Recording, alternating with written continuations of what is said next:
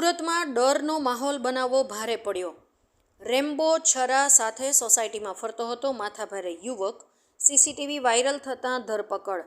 સુરત શહેરમાં પરપ્રાંતીય વિસ્તારો પોલીસને પરસેવો પડાવી રહ્યા છે। તેમાં લિંબાયતમાં યુવાન રેમ્બો છરા સાથે લોકોને ધમકાવતો હોવાના સીસીટીવી વાયરલ થયા હતા। સીસીટીવીને આધારે લિંબાયત પોલીસે યુવકની ધરપકડ કરીને લોકોને ડરના માહોલમાંથી મુક્તિ અપાવી હતી। લિંબાયતના નીલગિરી વિસ્તારમાં સમાધાન બાગુલ નામના વ્યક્તિનો આતંક ફેલાયો હોવાનું સામે આવ્યું હતું। આ અસામાજિક તત્વએ શ્રીનાથ સોસાયટીમાં રેમ્બો છરા સાથે નીકળી લોકોને ધમકાવ્યા હતા। સમગ્ર ઘટના સીસીટીવીમાં કેદ થઈ ગઈ હતી।